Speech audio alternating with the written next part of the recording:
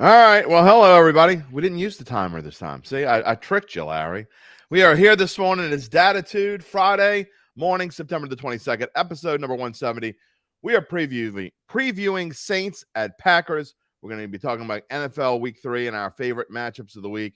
Larry's going to be, just raving about how all the picks that he got right last week against when we were button heads against one another. That's going to be coming up in a little bit. Larry Holder of The Athletic is with me. How are you, sir?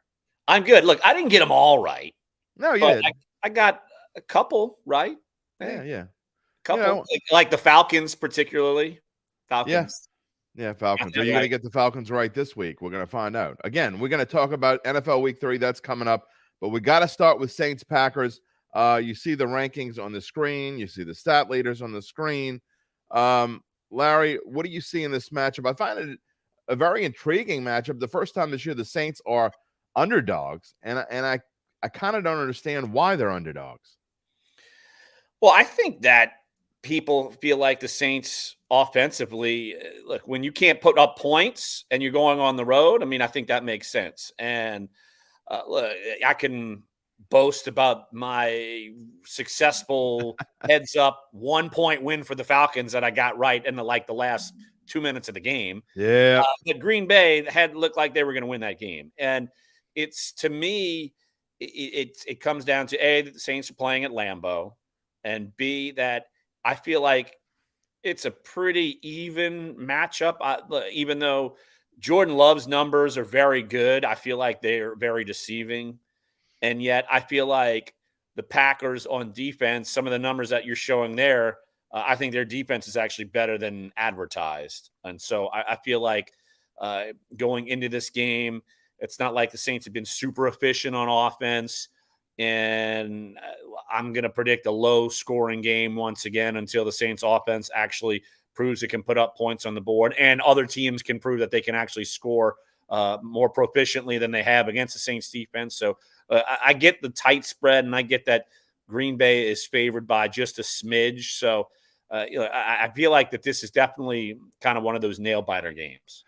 Jim Derry along with Larry Holder here on this Friday morning, as we are every Friday at 10 a.m. on all of these NOLA.com and bet.NOLA.com social media channels, talking about whoever the Saints are playing that week. What are we going to do when the Saints have a bye week? Maybe we'll all just sleep for a week. Who knows? I don't get that luxury. Larry covers the whole NFL. I don't get a bye week. I'm not off till the Super Bowl's over. Well, technically, neither am I. So, but we'll see how maybe we can sneak a nap in. I don't know. We'll see. We'll see how it works. If you have any comments or questions, feel free to leave them. If you are watching on Facebook or YouTube, just go ahead and type them in the comment stream. We'll get them. We'll put them up on the screen. You got about half an hour or so before we go off the air. We already had a couple comments, and one of them, Uncle Big Nick's here. He was on the show yesterday. You don't need to tell us you're here. We know you're here. We thank you for watching, Uncle Big Nick. We'll see how many of his picks are right this week. He's doing a lot of college stuff. I know you're the NFL guy, but you got to love the college weekend that's coming up with the FSU Clemson and Ohio State Notre Dame, and Coach Prime's going his first real test against Oregon, and a lot of smack talk there. Alabama, Ole Miss. Do you watch football on Saturdays? Yeah, I feel very fortunate that I am completely off.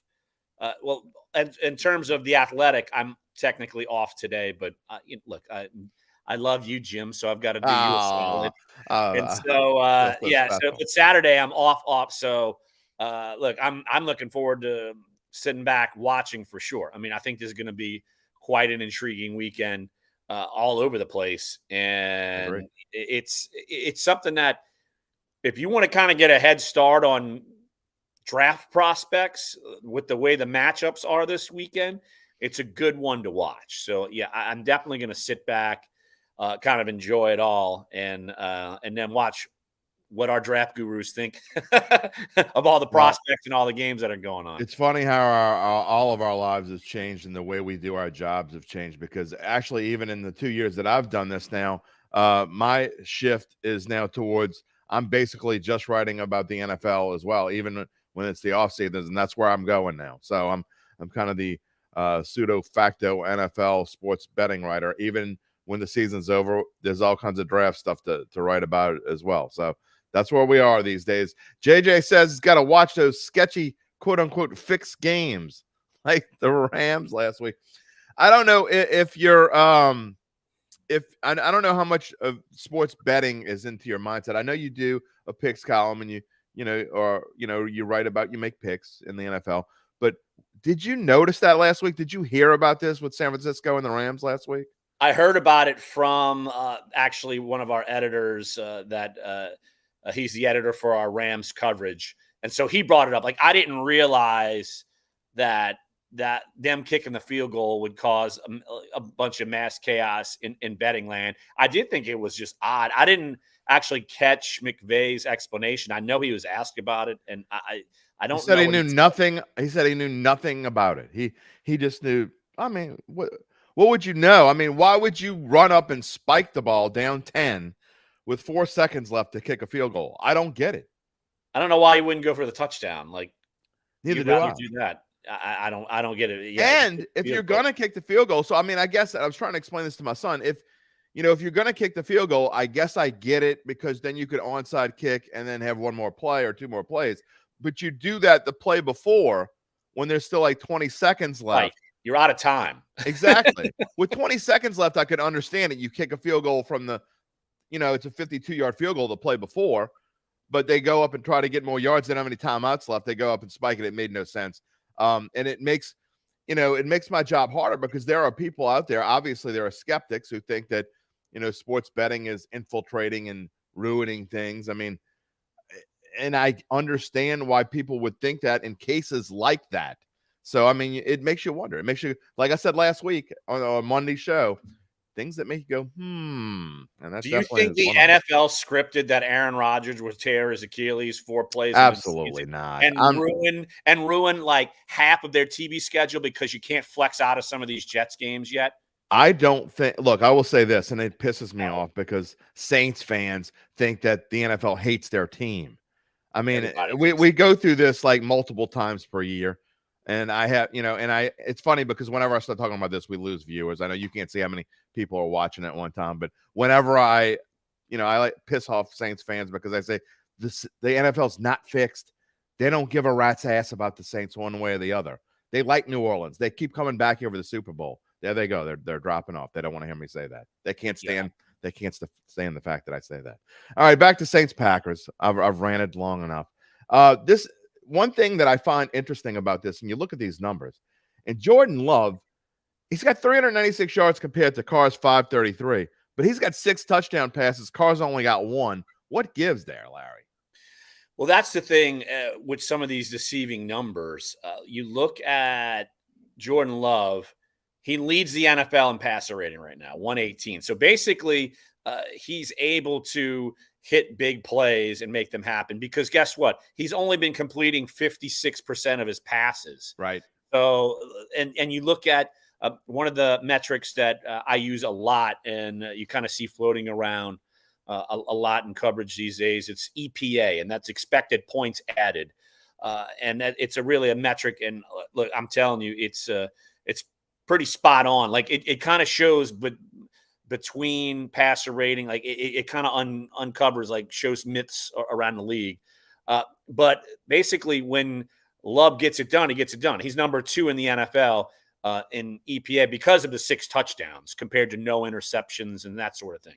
So, he's really boom or bust, it kind of seems like right now. And I feel like with Carr, the numbers are not great. Like, they were actually pretty good leaving week 1 in terms of that EPA rate I just mentioned. But now he's more toward the bottom of the league. His passer rating is more resembling of what he was doing with the Raiders.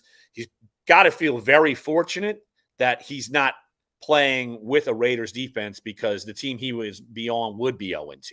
Yeah. So I feel like you look at it in that sense, the receivers are certainly helping him out. I mean, they're making tremendous catches, all of them. So I feel like Carr has to feel pretty fortunate. But on the same side, pass rushes, their opposing pass rush against has been tough. I'm sure you're still hammering Trevor Penning. I have a viewer question about that as we speak. And JJ writes his question is a little bit too long from the screen. It like might cover our faces. It's so long. But I mean, basically the gist of it is he and I have been kind of going back and forth on Twitter, and I disagree. He's talking about Pete Carmichael and the left side of the line. I think that Pete Carmichael has actually done a pretty good job this year so far. I gave him a lot of grief last year. I had some bad names that I called him. Nothing, vulgar or anything, but it was pretty bad. I mean, if I were him or his kids or his wife, I'd probably be pissed off at me. But I think in all fairness, I think he's done a pretty good job so far this year. I think they've done a really nice job trying to get Carr away from the weak side of their line, which is the left side, which is not good. But that being said, I do agree that the fact of I think they've got to do something with Trevor Penning and more than just giving him help over there. I mean, I don't understand, and you can tell me if you disagree. Why isn't Hurst playing left tackle and Pete playing left guard? And you just pull Penning, and maybe you put him in again at some point. And I get it that he's a first-round draft pick, but he's killing you. Well, you're also 2-0, so you're not going to really change it. And he, like you said, he's your first-round pick. He barely played last year. Some of this is going to be growing pains. Teron Armstead was not great. That's true. Early. That's true. He wasn't. And he was pulled. He replaced a pulled Charles Brown, and Correct. Charles Brown wasn't great, and he lasted about 13 games. But wasn't he also a first-round pick? He was a second-round pick. Second-round pick, okay. But no, you got to give him time. I mean, that's just what it is. Sorry, too bad. You got to give him time. And I feel like here's the thing: like the Saints aren't running the football well either. So I think that's if you can get a running game going, and who knows if that's going to start this week. Probably not likely given who you got running. Miller, yeah, and Tony Jones. I mean, and look and you mentioned Pete Carmichael. Look, the fact that you're having a patchwork, something going on in the backfield, and like Taysom Hill's having to run the football a lot more than probably you actually want. I mean, the fact that you're scratching and clawing and pass pressure, like this is not Pete Carmichael. Like, but Penning, he's going to be the guy. Too bad. I mean, you might see his struggles, and you're not going to replace the first round pick in basically year one of the start. Not happening. Sorry. So if he continues to play as he's played, now the Saints have allowed 8 sacks. I have not gone through the complete game film, but just judging by, and I've seen every play this year, just judging by what I've seen, I think Penning's responsible for 5 of those 8 sacks. So if he continues to allow, and I mean, that's a pretty awful number. You're allowing 2.5 sacks a game thus far, and it's only week 3. But if he continues to allow 2.5 sacks a game, you're telling me that you think that they'll just stick with him anyway. Well, I don't think he's going to do that. I also think that going up against Tennessee is tough. Going up against Carolina is tough. Like they're not slouches. So I feel like that's part of where we are there too. And now this week, look, the Packers, I could tell you right now, they only have 5 sacks, but they're number 2 in pressure percentage in the NFL. The Cowboys are 1, Packers are 2, Saints are 3. So they pressure the quarterback. Now, I will tell you this. I'm pulling up the stat service we use for pressure percentage, left tackle. Remember last week we had Trevor Penning as the most pressure. Now, overall through 2 weeks, he's number 3. Oh, so he's moved from worst to third worst. Right. So progress. He's given up 3 sacks this year. That's what we have him. So 1.5 a game is what he's allowed 10 pressures, 3 sacks. I mean, his pressure percentage is terrible. Like like the average is 5.6 among left tackles. He's given up 12.7. Maybe next week, more than double. Maybe next week he could be 5th worst. That would be really fun. Progress. Chris Lundy says Penning needs to go to guard. You can't do that. I mean, Penning's not a guard. He's a tackle. So, I mean, he's either going to play left tackle or he's not going to play. So, I mean, I'm not trying to, diss what you're saying, Chris, but that's just the fact. It's like, it would be like moving Kendra Miller to wide receiver. That's not what he is. They're 2 completely different positions. You block completely differently. If you notice, there are only a handful of offensive linemen that are as versatile like James Hurst, who can play multiple positions on the offensive line. That is rare. It really is. I mean, and either like Cesar Ruiz is really a center who's playing guard. He was the best center coming out in the draft, and they've had to shoehorn him at guard all these years because of Eric McCoy. I because mean, of McCoy, right? yeah, I mean, so it is what it is. I mean, but I don't think Penning can play guard is part of with that. He's not versatile at all. Chris is here. He says, "Who dat?" You know, I have the problem I have is, and I understand they're 2-0. He's getting better, but I mean, and you say he's not going to give up these sacks, but what makes you think that? I mean, to me, if you give up 4 sacks in the first game, you give up 4 sacks. It's not just the sacks that he gives up. There are times when he doesn't give up a sack. Carr gets hit, he gets the pass off, and Penning's just standing there, kind of looking over at his quarterback, like, "Oops, I'm sorry." I mean, that just doesn't work. But it's not all Penning. Like that's the thing. I could tell you pressure percentage wise, Eric McCoy's is up higher than it's ever been, really. So it's not just Penning. Like you can't just put it all on him. There's a lot of it. It's far more noticeable for the guy you're zeroing in on, and B, the left tackle. Like if a guard gives it up, you're not seeing it as much. Like I'm doing this real time. I'm looking up all of our stats. James Hurst is basically average at left guard. 5.1% pressure percentage. That's the average for left guards. I know, like I said, because I looked up. I was just curious. I looked up McCoy's, and his rates are higher than normal. Ramchek's playing well. I can tell you on that side of the football. And then, all right, Ruiz got to be about average. I'll just keep rambling, but I can look this up real quick. Right guard and see where he is. Well, while you're saying that, Chris had another suggestion, and look, I'm not trying to. You're throwing him up there, so I told you I would put him on the screen, and I'm going to explain why you can't do this. Move McCoy to guard and put Ruiz back to center. You can't do that. Eric McCoy is one of the best centers in the league. I mean, he really is. I mean, and we talked to Mike Detillier about a month ago, and Mike talks about, to me, the second most important position on a football team is left tackle. Well, for Mike Detillier, it's center, and I can completely understand that. And he was just raving. You talk about all the good Saints teams. Every Saints team that has ever been good, and he's 100% right about this, has had a top 10 center. And I can rattle them off right now. Jeff Fain, Jonathan Goodwin, Max Unger, look, McCoy, when you had good centers. Yeah. When you didn't, those were not good. 7 and 9 years. And absolutely. I found up Ruiz is above average on the good side. Like his 3.8 pressure percentage, the league average is 5.1. So it's look, is it Penning? Yes. Is it? But also McCoy is not. It's his rate isn't high, but it's higher than normal, and not great for a center. Well, we know that at the end of the season, that Eric McCoy is going to be. I agree. I'm just telling you. Look, you can't. Actually, McCoy's pressure percentage is terrible. 7.6%, and average for a center is 3.9. Not good at all. No, but in his defense, I will say this: he's probably having to like snap the ball and kind of shift over to his left. You're saying what it is. No, and I understand that, and I agree. But you would also agree. You've covered this team. I mean, you haven't covered them the last couple of years, but you've covered this team long enough to know that Eric McCoy, when they drafted him, that they were expecting him, and he has been the stalwart at center that everyone thought he would be. Sean Payton thought he would be. No, so much so where I remember Sean Payton's strategy going into the draft with Ruiz. He's like, I just want to draft the best interior lineman I can. Yeah. And we're going to play him at guard because McCoy is there to stay. We did not expect this to be a offensive line show. We just kind of go wherever the comments take us and kind of wherever our conversation takes us. And today, I've talked a lot about Trevor Penning.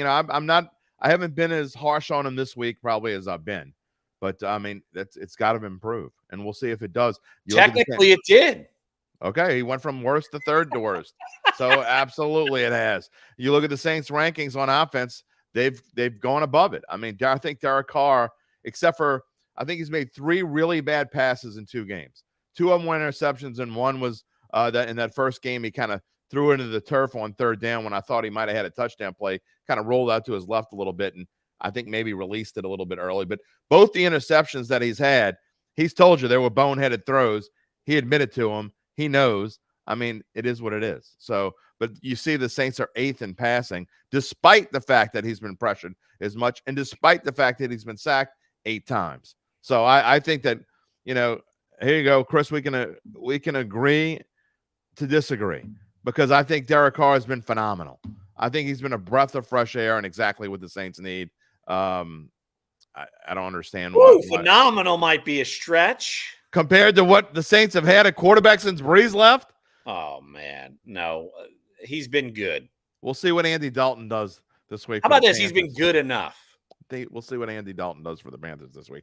Ruben's That's asking, not a fair comparison. Ruben's asking, we kind of talked about this in the beginning. Why are the Packers favored over the Saints this time? I will say this as the sports betting writer. I guess this is my expertise. Basically, what this line is telling us at 1.5, and it started at 2, so it's dropped. Big money has come in on the Saints, which has dropped this line. But I will tell you that they're saying that the Saints are slightly, and I mean ever so slightly better, because on a neutral field with a 1.5-point spread, it means the Saints would be about a 1-point favorite on a neutral field. It means in the dome, they'd be anywhere from 3 to 3.5-point favorite in the dome. So the odds makers are telling you that the Saints are a little bit better, but not enough to be better, not enough to be favored on the road at Lambeau. That doesn't mean that I think the Packers are going to win. I'm just explaining to you why the Packers are favored. I don't agree with the line. I think the Saints should be favored. We'll get to our picks in a little bit on this. We are going to move on to we're going to save our Saints pick for last, like we were supposed to do last week and didn't. But in just a minute, we're going to move on to the NFL Week 3, our top matchups, and then we'll finish with Saints. If you look to this week, we never really talked about the defense, the Saints defense, which you want to talk about improving over the course of 2 weeks. I mean, we already knew they were good, and they're 4th ranked. And again, rankings after 2 weeks, what do they mean? But I think in this case, man, the Saints defense, if anything, they're underrated. I mean, I think they've been obviously showing that they can be a top 5 defense throughout the course of this year. Maybe not as good as Dallas, but pretty darn close. Tennessee's offense isn't very good. That's true. Neither is Carolina's. Also true. So, but still, you still got to play who you play, and they played lights out. And so, look, I'll give you have some of these rankings. I've got even more impressive rankings. Saints opposing passer rating, they're number 2 in the NFL. And then they are number 3, as I alluded to, in pressure rate in terms of getting to the passer, 3rd in the NFL there. And then what was a weakness has become solid to good. They're 12th in a stat we call defensive rush success rate. So they're 12th best in the NFL in terms of run success rate. So the fact you're able to slow down the run, you improved there, and then you're shutting down quarterbacks who need to be shut down. Like Ryan Tannehill, his passer rating in the Week 2 win jumped by 100 points. Yep. Like it was 28.2 or something, and then it jumped 100 points in the win against the Chargers. Yeah. But you're shutting down who you need to shut down.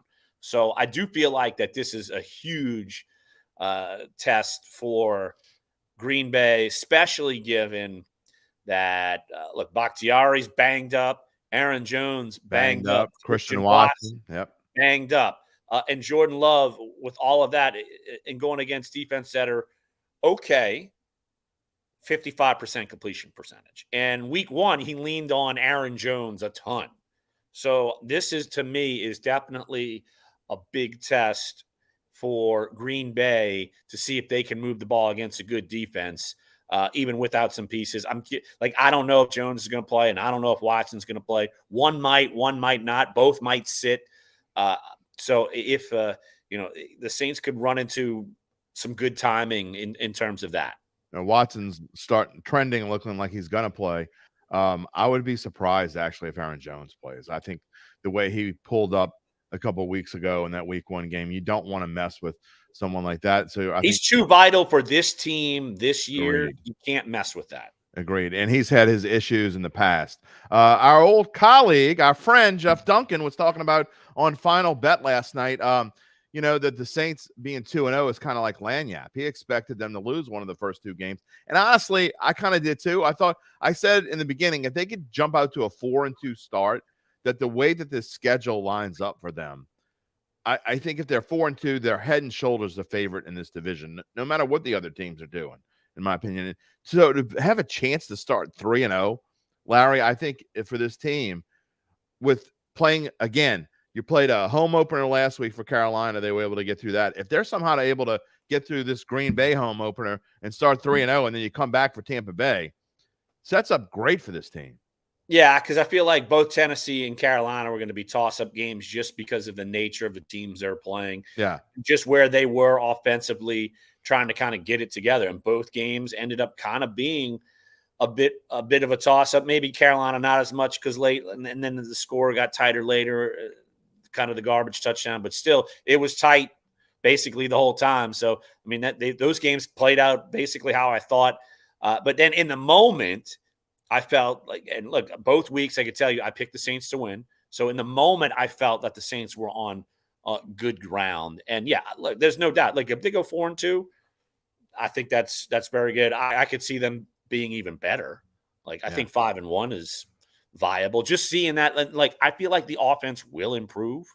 Oh, I agree wholeheartedly. So I feel like if the defense can play, they don't have to be number 1 in the league, but if they're a top 7 defense, like that's very, very good. I mean, so you got to remember they're in good shape there. You got to remember what a break the Saints got, and I mean, I don't mean to harp on this, but the fact that Alvin Kamara only got 3 games, which was an absolute Christmas gift. You want to talk about Saints fans talking about how the NFL hates the Saints? Well, if they hated the Saints, Alvin Kamara would have got a lot more than 3 games. He would have got 6. They cut it in half, and they basically because he went up there and was contrite to the commissioner's face, and I think they said, okay. Early Christmas gift is what I call it. Chris says he's not worried about Green Bay. He's worried about the Saints offense not producing points. The kicker has 18 points out of 30. It's a little early. I agree with Larry. I think you're talking about a team that's playing with a new quarterback. Basically, Trevor Penning is new at left tackle. I'm not taking up for obviously. I'm not taking up for Trevor. What? Penning. You're not? I mean, obviously. But there's a bunch of whole new pieces. And again, I think when Kamara comes back, it's going to make a world of difference because that actually, I can't wait to see when Kamara comes back how Taysom Hill is even more involved and is going to be more dynamic and do some different things. We'll see how it works out. All right, we're going to come back. We got a new commenter here. We're getting healthy. AK back next week. Efon says Miller will be back this week. Jamal Williams can rest up and get ready for the long haul. Yeah. I need to see Kendra Miller actually be on the field before I make any kind of judgment. I don't care about one good preseason game that I saw. I agree. He can't even prove that he can be on the field yet. So I have no expectations for him. I need to see it to believe it. All right. We're going to spend 5 to 7 minutes here on NFL Week 3, and we're going to come back to the Saints and wrap up the show with our picks, with our Saints-Packers picks. But as we've been doing every week, Larry Holder of The Athletic, who covers the NFL, The Athletic, going to talk about the week. And I know you've gone through your list and you've made your picks. What on this list stands out? I know it's a little boggled up. I had to do some quick change in here in the last second. We got the Sunday night game is kind of like stuck in there, Pittsburgh, Las Vegas, because there are 2 Monday night games. It ruins my whole schedule here. But can I say I hate the 2 Monday games over? Yeah, I don't like that either. I don't understand why they're doing that. I mean, I think they're just trying it out and seeing what sticks. But it's okay to do it 1 week. But do we have to do this 2 weeks in a row? I don't know if we're doing this. I think this is the last week they're doing that. But well, it at least spared America from watching 2 back-to-back brutal games instead of you had to flip from one to the other because both games were not good. No, neither were good. While we got some comments while I put this up, Nathaniel says Saints offense obviously struggling. If Jameis Winston was the quarterback, he would get the blame. Well, I don't know that anyone would get the blame right now because, like Larry said, they're 2-0. Right. But I don't disagree that people would feel if this were the exact same offense with Jameis Winston in there, there would be a lot more hate. I would just say that. Barry wants to know, is Love the best quarterback the Saints have played so far? Yes. You think so? You think he's better than Tannehill? Tannehill, There's a reason why he had a 28 passer rating. I mean, Yeah. come on. And the Well, Chargers defense, but the they Chargers beat the hell out of defense, them. everybody throws on them. Yeah. I mean, Tua, I mean, look, do I think Tua is like a top 10 quarterback? Yes. Do I think he's like the number one quarterback in the league? No, but the Chargers made him look like that. And then they made Tannehill look good. So yeah, I don't know, man. My know-it-all son says that the Miami offense is the best offense in the league, hands down, he says. well, I think part of that is that his offensive line is protecting him a heck of a lot better, and they're able to get some sort of run game. I mean, Raheem Mostert's back to Raheem Mostert from like 4 years ago all of a sudden, but he gets hurt like every year too. So who knows how long that lasts? Well, we're starting a new segment here on my show. It's stuff my son says. We're using stuff in parentheses. Charles says Taysom Hill is a crucial offensive weapon, even though his presence in the backfield signals run. Should Carmichael work in more plays or pass plays for him, or not fix what's broke? I'm sure at some point he's going to throw it. I mean, he's he did done it once last week. Right. And why you at some point you do it. But here's the thing. If he's being successful, run the football, I would not change that unless he keeps getting stuffed. And to me, it seems like it works. And yet you probably aren't going to have to use him as much after this week because you'll get Kamara back. And, you're hoping Jamal Williams comes back sooner than later. And if Miller can stay on the field, and you have more options back there. I feel like they're having to do it more because they don't have as many options, really hardly at all. I found it interesting that even though Carolina knows the Saints offense, it's a little different with Carr, but it's not that much different. You put Taysom in, and they still couldn't figure it out. I mean, this is a division opponent that's seen this dozens of times, and they still don't get it. I mean, I don't understand why they wouldn't pick that up by now, but whatever. Well, Shaq Thompson geting hurt probably didn't help. Yeah, no, of course. All right, let's go to this week again. We're going to finish the show with our Saints-Packers predictions. My official prediction. Larry, what do you see on this list that you like? Give me a noon game first that you like the most, that you're looking forward to most. I feel like the noon games are not super appetizing. I think Saints Packers. Look, I think that would be good. I agree. If you're going to pick one out, I am curious to see Chargers Vikings. Someone's going 0-3. Yep. I think that is going to be done. Yeah, I think that is good. That's a toss-up game. You could see both quarterbacks getting hot, and that could be a high-scoring game. But the Vikings might turn it over 700 times like they have every game. Kirk Cousins' numbers are awesome, and yet they can't even put points on the board. I mean, he had 4 touchdowns last week. Like, his numbers were awesome, but whether it's him, Sack Bumble, or the rest of his teammates, that's dude, Minnesota, that's a tough one. I'm curious about Bills Commanders. I want to see if the Commanders they get their asses kicked. I don't know. I've seen the Bills. This line is going down. It was 6.5. It's now 6. I find this interesting. I don't understand why people are buying into the Commanders. You can tell me better, but Sam Howell is not an NFL quarterback. I'm sorry. Give me a break. Technically, he is, and he's playing better than some of the other people that were in his draft class, and then there are people beyond that. So, this is like Sam Howell's 4th, 5th start. So he's essentially a rookie, and the fact that the Commanders are winning with him. Hey, and the Bills. Sometimes who did they beat? Arizona, and they beat the hapless Paytons last week, who let them back into that game. Not Sam Howell's fault. No, I'm not blaming Sam Howell, but they play a real team this week. They're going to Atlanta, Detroit's going to be good too. That's going to be is the Falcons defense for real? Yeah. Is the hype again on the lines? Like, they just came back, lost a game. Falcons are 2-0. That's and that might be the most intriguing game of the day. Atlanta, Detroit. Detroit's banged up a little bit. I hate to like Atlanta in this game because I don't want to, but I mean, I like Atlanta. I think Detroit's banged up. I also think Detroit. I think both of those teams are overrated. I know everybody's talking about Atlanta being the second best team in the division. I still don't believe that. I still think we'll find out. Straight up, I took the Lions. I'll just tell you that. I just feel like they got some They got some offensive power still, and then Falcons on the road. I think the fan base is still going to be jacked up, and even though Detroit's defense isn't super great, uh, I don't know. I just feel like the Lions can bounce back, and the Falcons are due for a loss. Yeah. Well, Chris says coaching is key with Washington.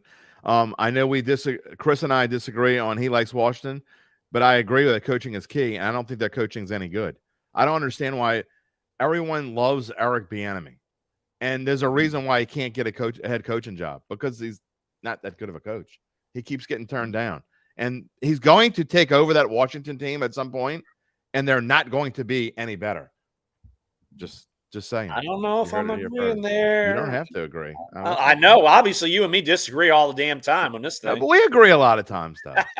we agree a lot more. But I think that Buffalo is going to come out, and they got something to prove. They definitely do. I mean, they went out and laid the smackdown last week. I think they need to get people back on kind of the Bills bandwagon, because after the way they finished last year, and they lose week 1 to the Jets in that crazy scenario. And so, I think the Bills have something to prove. And, but I do think that's an intriguing game. I'm curious to see how that goes. In case you missed yesterday's pod, our best bets pod with Uncle Big Nick, my bet of the week is, if you don't know what a teaser is, it's basically a parlay, but you get a gift of 6 points for both sides that you pick, but you have to get both right, and it costs $12 to win 10. And any multiple that you want going forward. Buffalo even is the first part of the teaser. I think that's free leg of a teaser, because Buffalo is going to win that game. And then Baltimore -2 against Indianapolis. I think the Ravens they're going to establish themselves with Cincinnati's problems. Baltimore having a chance now to really take kind of charge early. Man, it's going to be tough to beat them in the AFC North. Well, you see Lamar Jackson's getting comfortable within that new offense. I think, he's got a lot more weapons. Yeah, week 1 was a bit of a struggle. I mean, look, the Bengals defense, I think, is pretty good, but they were able to win that game. But no, I think you saw a more comfortable Lamar Jackson. I agree. And so, he's got a new weapon with Zay Flowers. Look, Mark Andrews is back in the mix, and they're going to they could still run it with the backs they have, even though Dobbins is hurt. But I feel like there's more of a comfort there for him. So, and then you're looking at what's going on in that division. Like, Pittsburgh is not as good as I thought. Kenny Pickett would come out and play better this year, but a lot of that, I could tell you, people in Pittsburgh pointing the finger less at Pickett and more at Matt Canada. Oh, have we heard that before? Down here? Right. So, in Baton Rouge. I mean, he couldn't get it done at LSU. I mean, how do you get promoted up and go be the OC? Yeah, I don't know, because you have a great running back in Najee Harris, and I think a potential superstar in George Pickens. I mean, so to me, that they should be really good on offense, but you're right, they're not. Well, they're banged up on defense too. I mean, Hayward's hurt, and he's your Cam Jordan of that group. Yeah, been there forever, same draft class. And then Cleveland, like Deshaun Watson, he's going to be okay. I'm waiting. It's 8 games in to his starting career with the Browns, and no Nick Chubb anymore. I'm waiting. That hurts. But getting Kareem Hunt back really helps them. I predicted before the season that Cleveland would win the division. I'm not ready to change my mind yet, but I do think it's going to be a 2-team race between Cleveland and Baltimore. I don't think Cincinnati starting slow is a fluke. I said it before. Joe Burrow missing training camp basically with the calf injury is going to hurt them. Cincinnati's in trouble. It looks like he's going to play this week because this line keeps moving towards the Bengals. So somebody knows something that Monday night game, but we'll see. I like the noon games, Atlanta, Detroit. I'm really looking forward to that one. Then the late window, there's really not much to look at. My upset of the week, though, and I know you're going to disagree with me, and I picked this before I knew Andy Dalton was starting, but I'm not going to break away from it now. I think Carolina goes to Seattle and wins that football game. I think that could happen there. Like, this actually might be beneficial randomly for Carolina. I'm taking Seattle because I think, Geno Smith, I think he's on the roller coaster ride. I think he's going to ride the hot streak. So I think that they're going to get it done. But I do think that having Andy Dalton in that environment will be more beneficial than Bryce Young. Because look, Seattle's defense isn't great, but I'm putting a little bit more faith. Good. Yeah, it's not good. It's so yeah. I was being nice, but yeah, Uh, So I could see that. I didn't really pick too many upsets. The only upset I'm seeing that I picked that is money line upset yeah. is Pittsburgh. I'm taking Okay. Pittsburgh to win in I Las like Vegas, that. I and it's like not a that. big upset, but I like it's that. but yeah, but I feel like when I made the pick I picked Minnesota to beat the Chargers, and I thought that was pretty even when I made that pick. I don't, but like I had to turn in my picks Tuesday, so who Yeah. knows? Yeah, so it's Me just too. And we're switching that next week. We're starting. I'm gonna be releasing them on Thursday morning instead of Wednesday morning. So I that'll might have just teased what I'm going to pick for Saints Packers that's okay. I actually like I with my like statement. if I had to I like besides Carolina, I also kind of like Tennessee a little bit this week. I could see that just because Cleveland, they're probably pretty bummed out. Now Cleveland's defense is pretty Absolutely. good, And no doubt about that. don't But yeah, like Tennessee could win a grinded out kind of a game because it's been kind of ugly for the Browns, even though they're 1-1. don't be surprised if the fighting Oh, Peyton. I take that back. I picked Tennessee. So there you go. There you go. All right. I Don't didn't. be It didn't just change. I'm like looking. I've just misread. So I did pick Tennessee in an small upset. don't be surprised if the fighting Peytons in desperation mode beat the Dolphins. Man, I just there's no me. I feel like Russell Wilson's numbers are just. There's no. I agree with that. I'm not saying they're going to be good this year. I don't think they're going to make a comeback, but I think in this game particular, Peyton is all over their asses this week. I think the defense is going to play lights out. Vance Joseph might be coaching for his job this week. Well, that's the problem. I mean, if he's giving up 30-something points to Washington, you don't think Miami can put that up? Come on. Maybe. Lastly, Monday night. I don't really like the Rams Cincy game at all. Either way, I don't know if Burrow is playing for sure. Even if he is, I don't know how effective he's going to be. I'm going to tell you this. I think Philly rolls the floor with Tampa Bay. I think Philly is going to steamroll the Bucs by at least 2 touchdowns. That team is a complete mirage, facade, whatever you want to call them. And the defending NFC champions are just going to bum rush Tampa Bay this week. You're not buying into Baker? Come on. Baker, let's go. Mike Evans dominating. Not doing it. Not doing it. You made a pick I for that have one? Philadelphia winning this game, but yeah, well, Philadelphia's won 2 games, and their offense, look, they just ran in week 2, rightfully so, because they could. But it hasn't been super crisp in the passing game, and I found that game funny. That all of a sudden AJ Brown throws a tantrum, then Jalen Hurts feels like he's got a 4-speed, and it took him offline, and that's when you tell AJ Brown, go sit down. We're going to run the ball the entire time because we can. Like AJ Brown's not playing for a contract. Zip it. Dude, I agree.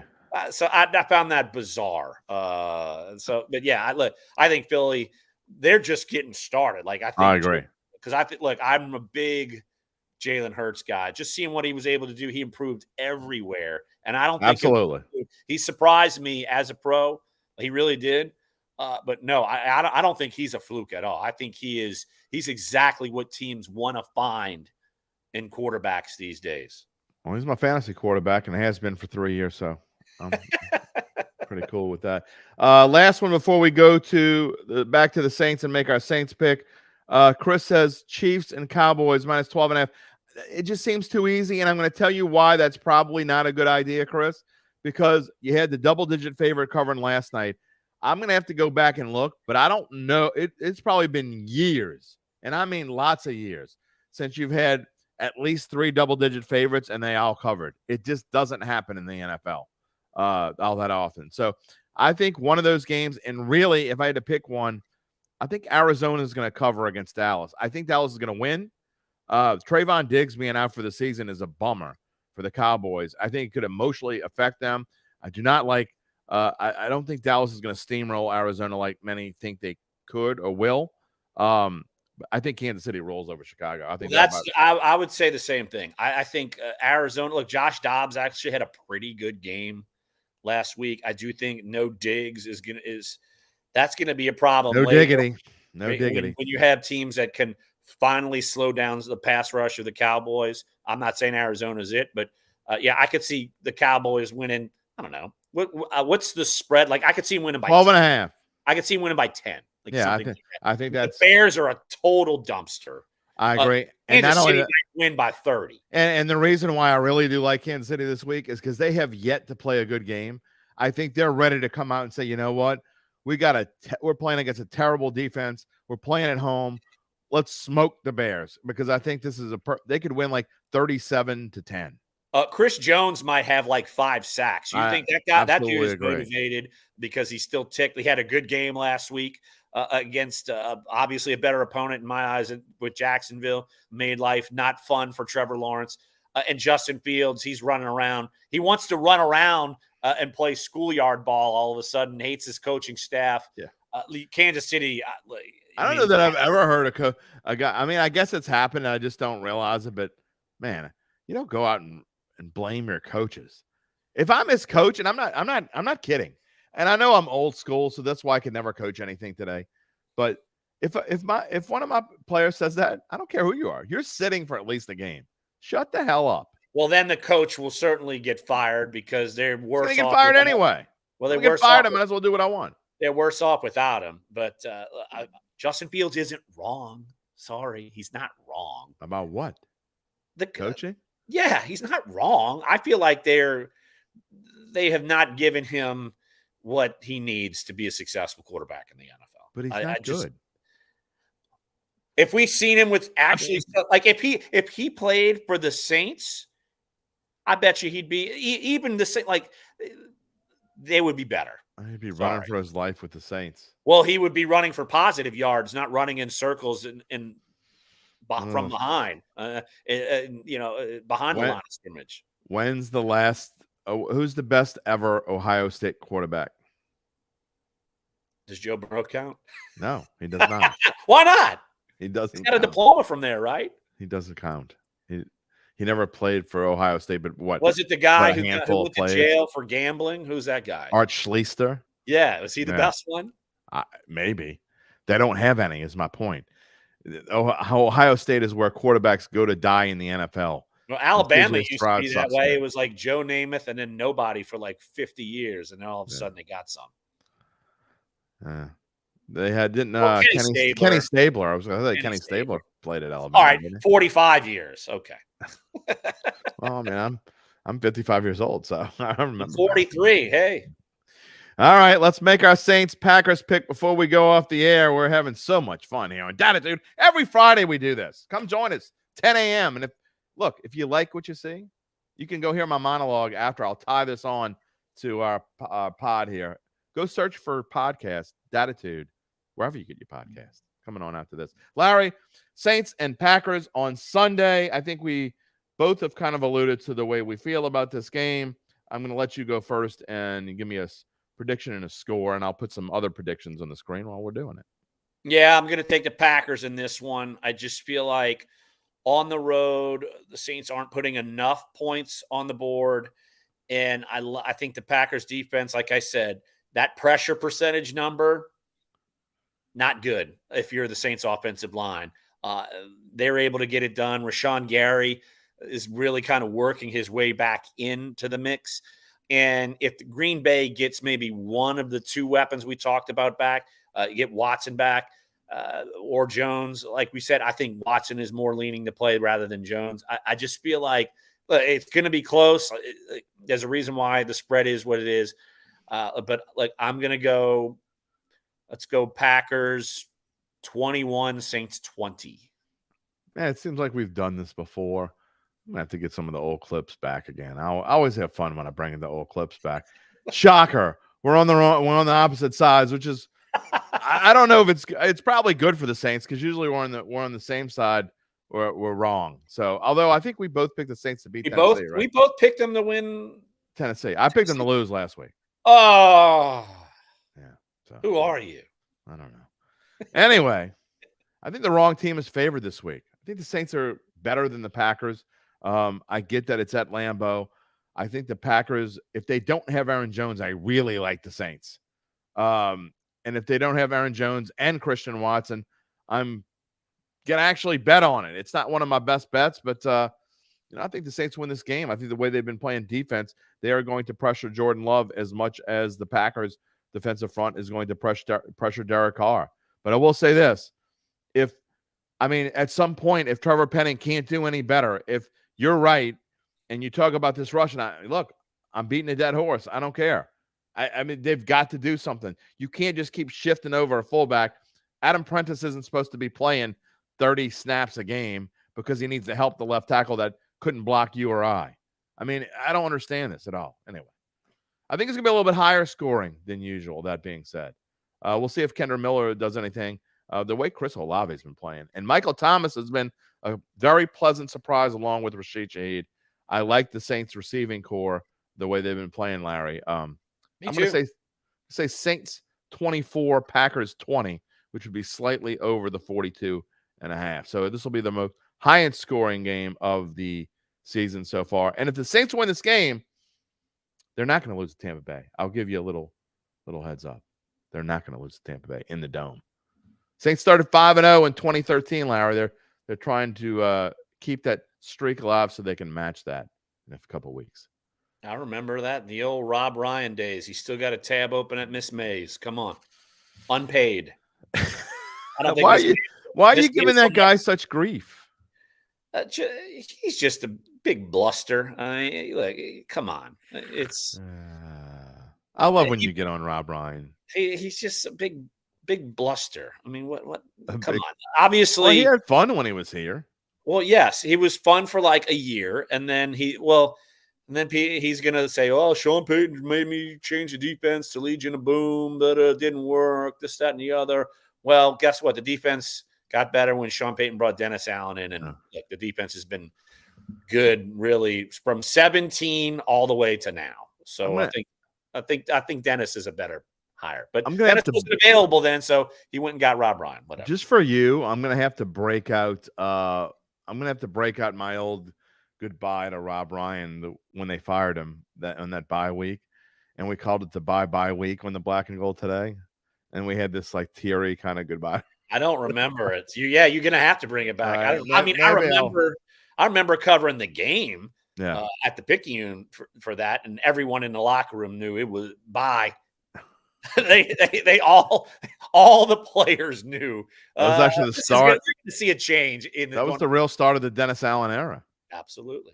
And honestly, I don't think anyone can deny this. The Saints defense have continued to get better and better and better and better since that day. And that was 8 years ago? Yeah, that was in 2015, right? 2015, yeah. So anyway. Well, it's been a lot of fun today, Larry. I tell you what, let's do this again next week. I'm willing to bet we will. All right. See what I did there? Boom. I did. Money line is like minus 600 that we'll do it again next week. All right. See you next Friday. Enjoy the weekend. I bet against it and then, not sure. No, because sometimes you're right, especially when we're on the opposite side. Let's see, we're on the opposite side. One of us can be right, one of us can be wrong. You can. I hope I get to text you and tell you how right I was for a change. I'm not going to gloat. I just think it's a tight game. It might come down to one mistake. All right. Well, maybe the readers will gloat. Anyway, we will be back next Friday. In between, again, go search wherever you get your podcast. Dattitude. I will add my monologue, and we'll see what song we're going to close out with this afternoon or this morning, I guess, by the time I don't know, whenever we put it up. Monday, I'll be back with Derry's Dime and tell you what I thought about Sunday's game, and we'll do it all over again next week. For Larry Holder, I'm Jim Derry. Peace and love, my friends. We'll see you next week. Have a great weekend.